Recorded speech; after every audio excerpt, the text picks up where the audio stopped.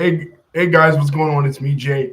I wanted to talk a little bit more about this video. I did a video on it yesterday. That's part one.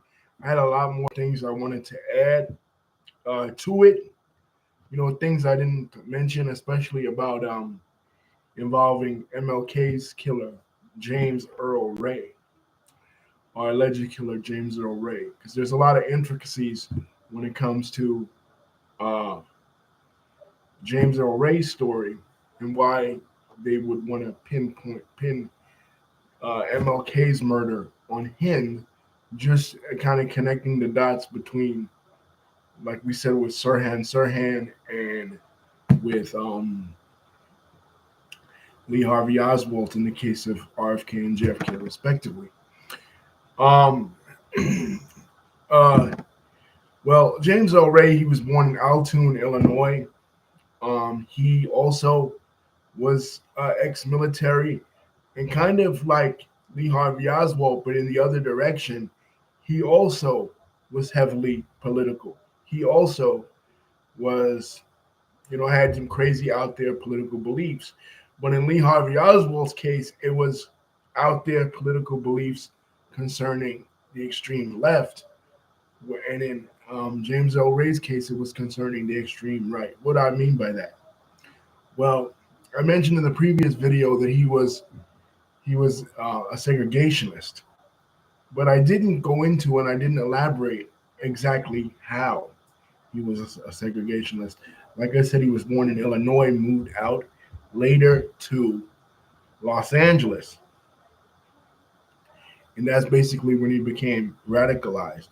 He became involved with the campaign of a very controversial figure in the 1960s, um, George Wallace. Who's George Wallace?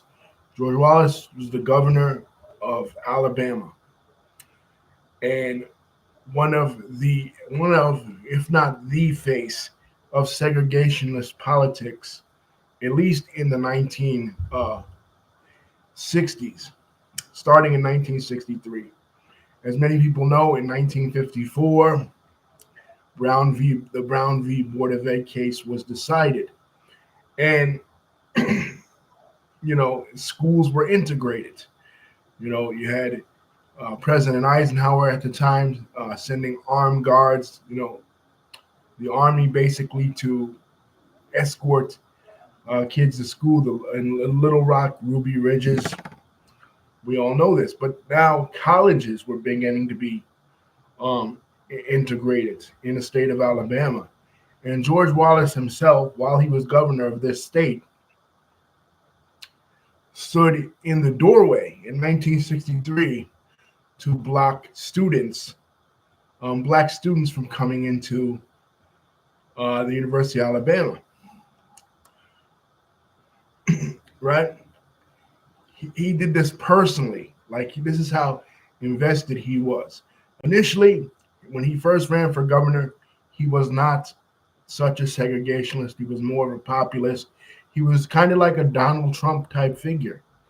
But the guy who ran against him, the individual who ran against him, was more of a pro-segregationist. And this was, in the mid-50s. This was during the time when they were starting to desegregate schools. Like I said, Brown v. Board of Ed, and then a year later, you would have the Montgomery bus boycott that would take place directly in his state. So this other candidate that was running against him was more of a segregationist. So when Wallace lost and he decided to run again, he said, nobody will ever out N-word me ever again. So this is when he became more of an ardent segregationist, and he vowed himself personally, physically, to stand in the doorway to block these black students from coming in to the University of Alabama.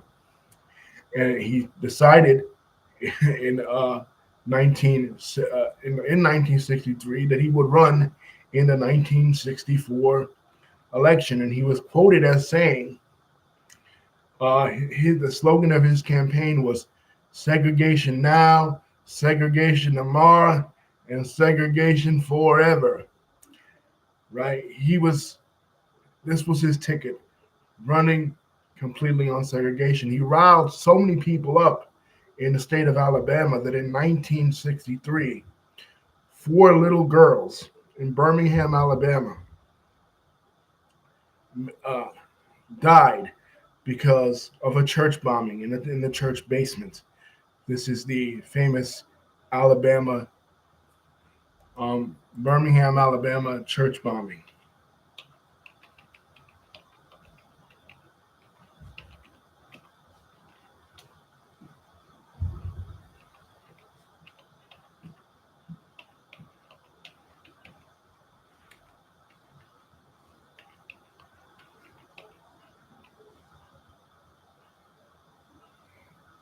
It was the 16th Street Baptist Church, and it was in September of 1963. This was his legacy. He was a very dangerous individual, a demagogue, a Trump before Trump in many ways.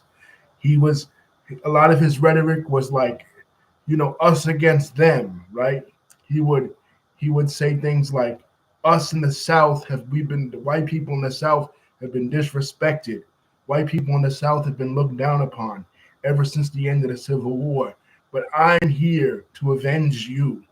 I'm here to speak for the average white person, letting them know that the bureaucrats in Washington, because keep in mind, JFK was, like I said, he came in 1960. JFK was starting to make a lot of changes. But on the other side of it, George Wallace was riling people up to cause tremendous acts of violence.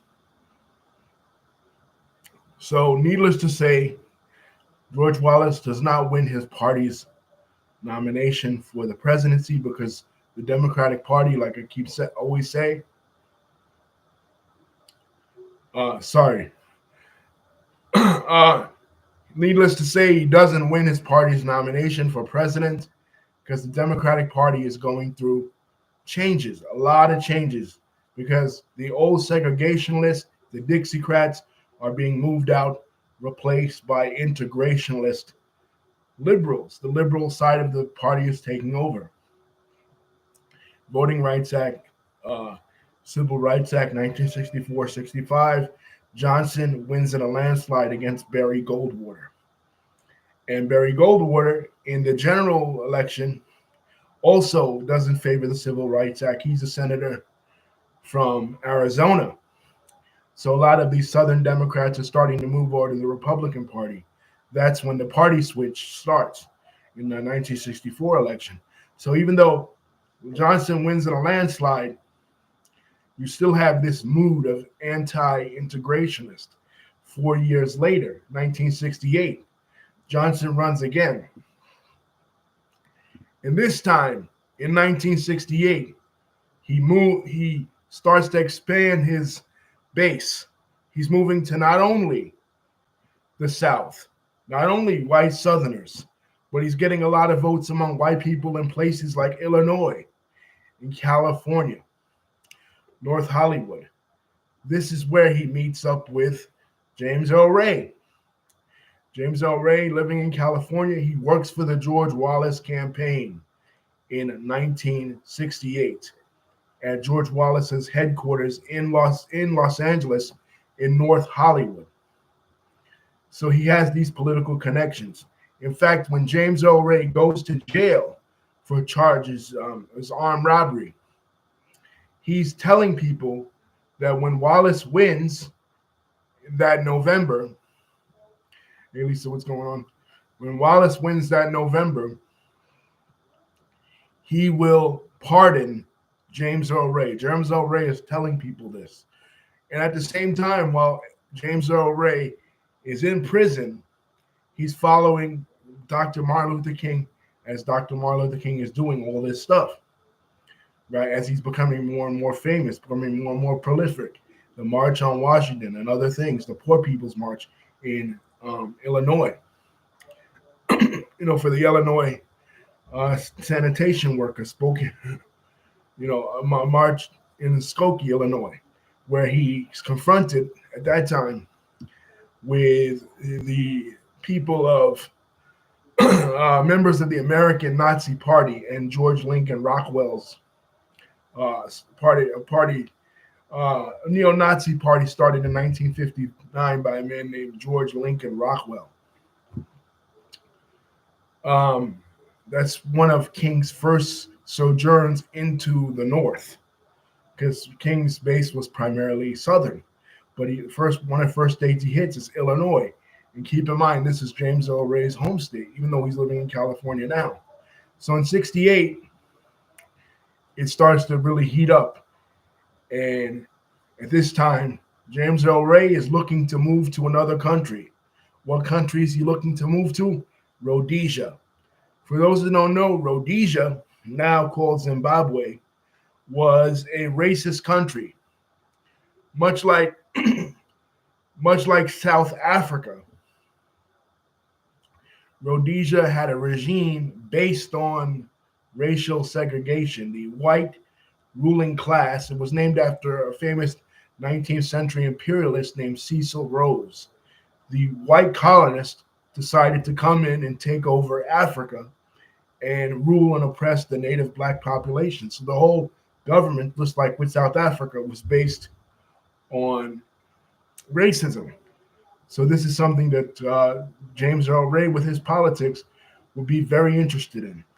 Well, as James Earl Ray gets out of jail, he is approached by somebody in the government, but it's not George Wallace or anything having to do with George Wallace's campaign. It is a CIA operative. I mean, a CIA and an FBI operative, according to him, a Cuban man by the name of Raul, a blonde Cuban man by the name of Raul, offering him money to confess that he killed Martin Luther King Jr. and to go to first it goes he like I said he travels to from Los Angeles to Atlanta. He drives down there because that is where, and Lisa's mom went there. Martin Luther King Sr.'s church is, and that was King's home base. But King's not there. He's traveling around the country. He's doing a lot more things because, like I said, because in '68 he's broadening his scope. He's reaching out to more people. He's getting involved in the anti-war movement, doing more than just the civil rights struggle. He said it didn't end there for him. He was becoming more prolific. So he's not there in Atlanta when James Earl Ray goes to there. He finds out he'll be there in Memphis, working on behalf of the sanitation workers in Memphis. And that's where allegedly it occurred. But what about this guy Raul? This CIA, this guy that was working for the CIA/FBI. Who was he? So there are thoughts among Dr. Martin Luther King's family later on. Like I said, in 1997, King's son Dexter approached James Earl Ray, who he passed away from hepatitis C later on, but he approached James Earl Ray and asked him, "Did you do it?" And James Earl Ray says no. He actually fired his lawyer because he's like, you got a confession out of me under false pretenses. I was offered a chance to do it for King, but I did not. And it was somebody else who told me to take the plea. So my thinking is these files that Trump is releasing could open up a whole can of worms as far as this case. Because unlike the case of JFK and RFK, there's not much known. This story was not known to a lot of people. How the Cuban mafia was directly involved with Martin Luther King's assassination. We know that they were somewhat involved in JFK's because of the Cuban Missile Crisis and the failed Bay of Pigs invasion, right? And by the Cuban Mafia, I mean the organization known to many people as the corporation, which was headed by a former Cuban police department member named Jose Miguel Battle, and he was instrumental in the Bay of Pigs. So that was known as far as JFK, but as far as MLK, wasn't really known except for this little tidbit. So maybe it's possible that James Earl Ray was telling the truth, that only because of his politics, because of his out there politics regarding segregation, that this was pinned on him. Because people say, oh, well, they're going to fall for it. They're going to believe that he did it because he he had these politics. He applied for citizenship in Rhodesia. He was involved with the pro-apartheid movement in South Africa. He was involved with George Wallace's campaign here in the United States. So that if the government is going to pin on somebody, it's going to be him, just like they would with Sirhan Sirhan. Well, he's Palestinian. Of course, he had problems with RFK because RFK sided with the Israelis. Or a communist like Lee Harvey Oswald. Of course, he murdered Kennedy, but it could have been deeper than that. CIA ties, FBI ties. So, what is this going to? What are these papers going to tell us? It's very interesting.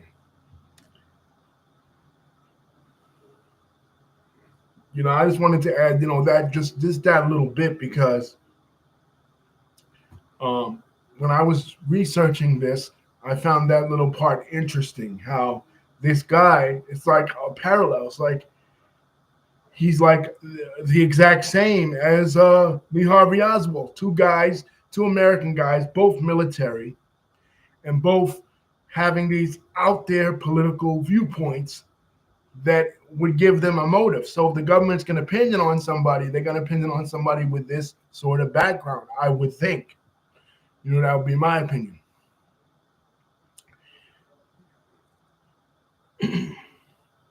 And just to add to it a little bit, as far as George Wallace, he runs again. He loses, of course. Nixon wins in '68. There's the riots in Chicago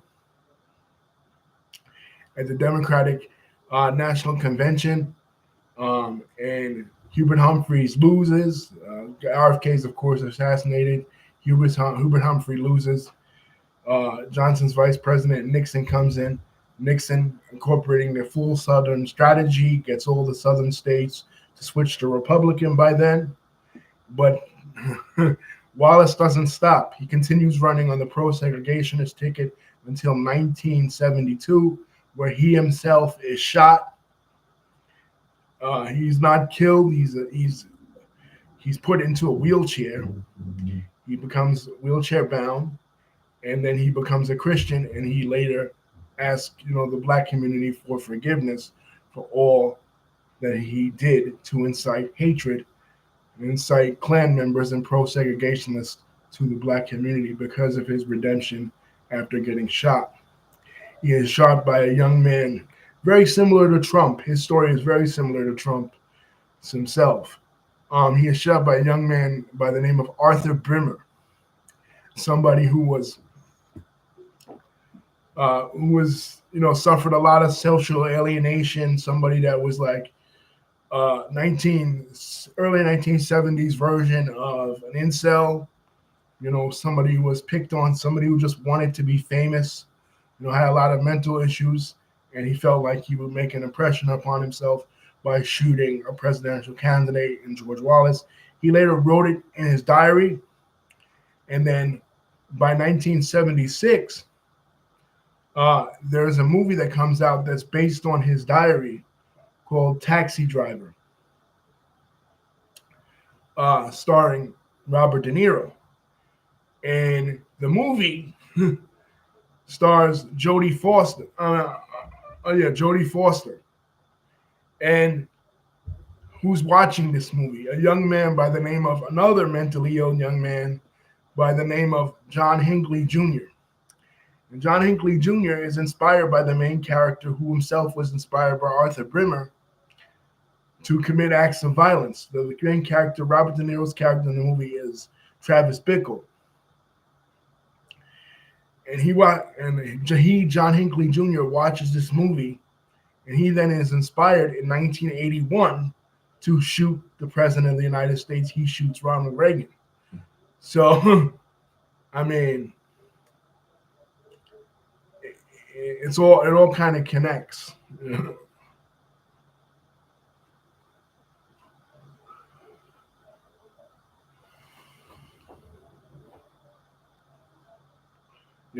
But with George Wallace's story, sort of reminds me of, like I said, Trump. Because if you look at this kid, Thomas Matthew Crooks, that shot Trump in Butler, Pennsylvania,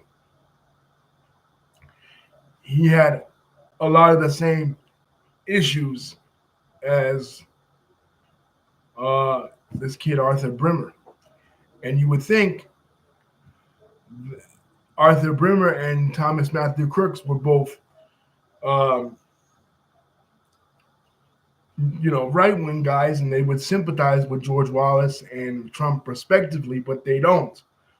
you know, hell, even John Hinckley Jr. was a kind of right wing sort of guy, and he shot Reagan, but he was trying to, he was going to, if Reagan had not been elected, he was going to shoot Jimmy Carter. I think he just wanted to shoot a president because he wanted to get Jodie Foster's attention because he watched this movie Taxi Driver and he fell in love with Jodie Foster. So he wanted to get Jodie Foster's attention, and that was his motive. So a lot of these presidential / political assassinations are kind of connected in a lot of sort of ways, as the interesting intersecting times of the the late 20th century. But that's just that's all I wanted to add. Thank you, Lisa, for contributing. Thank you guys for watching. It was just a little short video. That's a part 2. And another part I wanted to add too about the JFK assassination. There wasn't, of course, JFK was notorious for his philandering, his affairs with other women, and one of the women that he had an affair with was the singer and actress Marilyn Monroe. And there's a theory that alleges that he paid the mafia off, mafia boss in LA, Sam Giancana, to kill her, right? And there was a letter that she wrote in her diary when they found it, saying that Bobby and John better watch out because Sam is coming to collect, something to that effect. So that, of course, lends credence to the fact that the mafia was upset with the Kennedys and they probably had something to do with it. Maybe this will reveal, and this is the Cosa Nostra, the Italian mob. So maybe these papers will reveal, but we got to see what these papers are going to talk about. Public is really excited. This is a crazy time. This is a very interesting time to study in American history because so many the 60s, the 1960s, and even the 1970s to some extent, like the 60s and 70s, because the time in our nation after World War II where the nation is changing, the attitudes are changing, and kind of produce the kind of world that we live in today. So anyway, thank you guys for watching. Thank you, Lisa, for contributing and giving me this story idea. Peace. Love you guys.